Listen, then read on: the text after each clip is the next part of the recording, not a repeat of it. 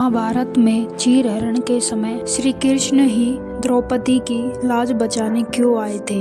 अन्य रिश्तेदार या उनके पति ऐसा क्यों नहीं कर पाए? दरअसल कहा जाता है कि चीरहरण के समय द्रौपदी की लाज इस कारण बच पाई थी क्योंकि उन्होंने अपने जीवन काल में 2 ऐसे पुण्य किए थे जिनके कारण उनको श्री कृष्ण की सहायता मिल पाई थी।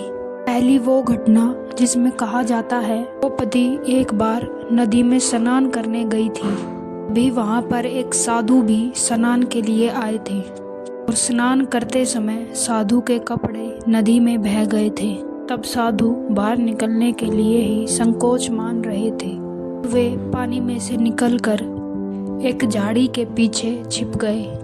तब द्रौपदी ने उनकी मदद के लिए साड़ी का एक टुकड़ा उन साधु को दिया था और उनके मान की रक्षा की थी।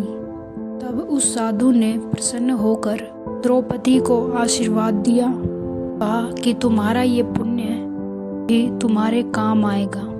ये एक दूसरी घटना है जिसमें जब श्री कृष्ण ने काल का वध किया था, मैं सुदर्शन चक्र का करने से श्री कृष्ण की उंगली कट गई थी और उनकी उंगली से बहुत खून बह रहा था।